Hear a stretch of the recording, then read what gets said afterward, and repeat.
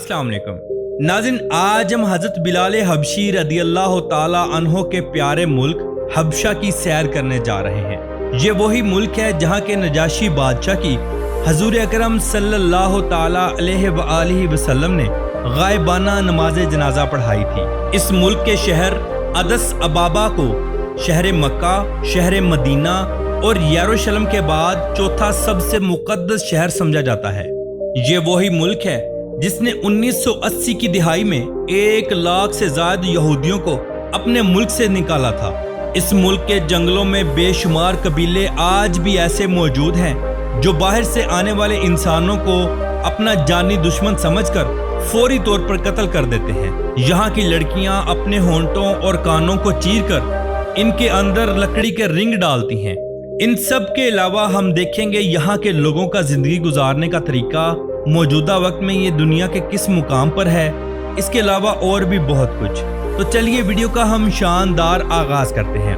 Ethiopia, जिसे सरकारी तौर पर फेडरल रिपब्लिक ऑफ एथोपिया कहा जाता है, लेकिन ये सरजमीन हबशा के नाम से पूरी दुनिया में मशहूर व मारूफ हुई। ये मुल्क अफ्रीका के मशरकी रीजन का एक हिस्सा है। इस मुल्क को अरबी में इब्न सीना भी कहा जाता है। तकरीबन 1000 साल पहले जनूब अरब के 2 कबीले एथोपिया में आकर आबाद हो गए थे, जिसके बाद एक नई कौम हबशा के नाम पर उभर कर सामने आई, जिसकी वजह से तमाम अरब इलाके इसको हबशा ही कहने लगे। नाज़रीन, एथोपिया की तारीख कई हजार साल पुरानी है। 8वीं सदी ईस्वी में यहाँ शीबा का एक बहुत बड़ा गिरोह आया था, जिसने हजरत सुलेमान अलैहिस्सलाम की अलामत को जन्म दिया, जिससे ये मालूम होता है कि एथोपिया हजरत सुलेमान अलैहिस्सलाम और मलका सबा के तौर पर भी जाना जाता है, जिन्हें एथोपिया में मैकदा या बल्कीस भी कहा जाता है।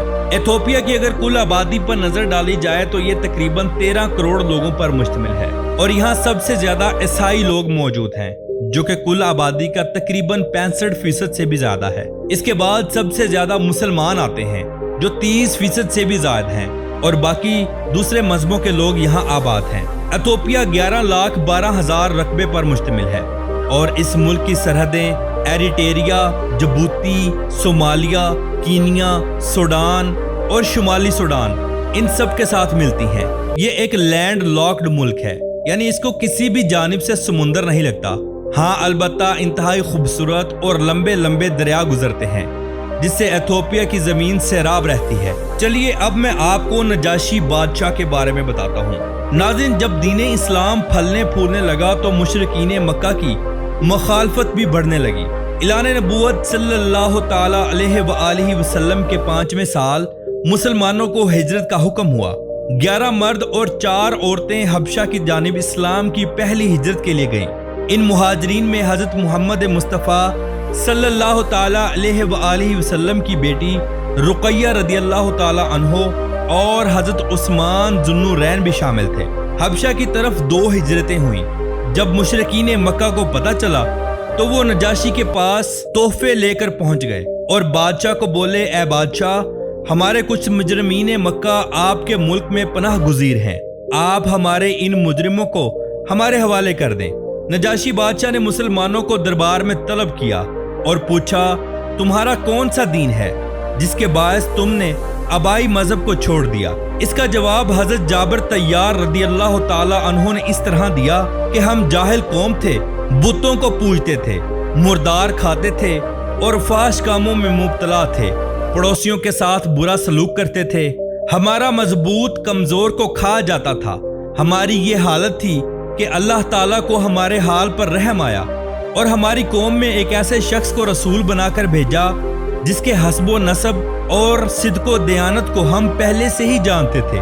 उसने हमें अल्लाह वहदहू ला शरीक की तरफ दावत दी, हम सिर्फ इसकी इबादत करें और अपने आबा व अजदाद के मजहब को छोड़ दें। इसने हमको सच बोलने, अमानत अदा करने, सुलह रहमी करने, पड़ोसियों के साथ अच्छा सलूक करने, हराम बातों और खून रेजी से बचने का हुक्म दिया। इसने हमें फाश कामों से, झूठ बोलने से, यतीमों का माल खाने से और औरतों पर तोहमत लगाने से मना किया और एक अल्लाह की इबादत करने का हुक्म दिया और इसमें किसी को शरीक न किया जाए। नमाज पढ़ने और ज़कात देने का हुक्म दिया।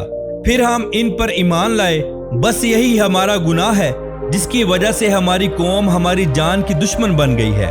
इन लोगों ने हमें इतना सताया है कि हम अपना वतन छोड़ने पर मजबूर हो गए हैं। ये लोग हमें मजबूर करते हैं कि हम फिर से उसी गुमराही वाली जिंदगी में लौट जाएं। नजाशी बादशाह ने कुरान मजीद सुनने की ख्वाहिश की।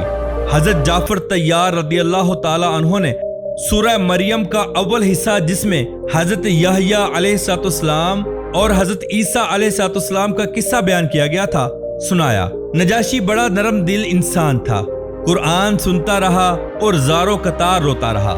जैसे ही कलाम खत्म हुआ तो बादशाह बोला, यकीनन ये कलाम और जो कुछ ईसा अलैहिस्सलाम लाए थे एक जैसे हैं। ये देखकर कुफार मक्का के सफीर उमर बिन आस ने अपना तुर्किश का आखिरी तीर भी फेंका और कहा, ऐ बादशाह, ये मुसलमान आपके नबी हजरत ईसा अलैहिस्सलाम के बारे में कोई दूसरा अकीदा रखते हैं जो आपके अकीदे के बिल्कुल मुखालिफ है। नजाशी बादशाह ने सवाल किया कि आप लोग हजरत ईसा अलैहिस्सलाम के बारे में क्या अकीदा रखते हो?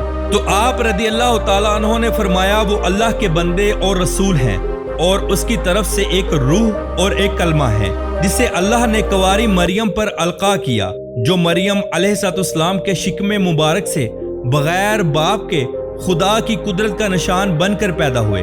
जिसको सुनकर नजाशी और उसके दरबारी इस कदर मुतासिर हुए कि रोते रोते दाढ़ियां तर हो गईं। नजाशी बादशाह ने तमाम मुसलमान जो वहां गए थे उनको वहां रहने का हुक्म दे दिया।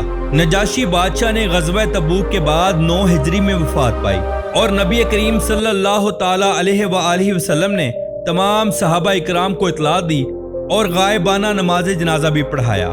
नाज़रीन, शहर हरार के बारे में तो आपने सुना होगा। इस शहर के बारे में कहा जाता है कि अफ्रीका में सबसे पहले इस्लाम यहाँ फैला।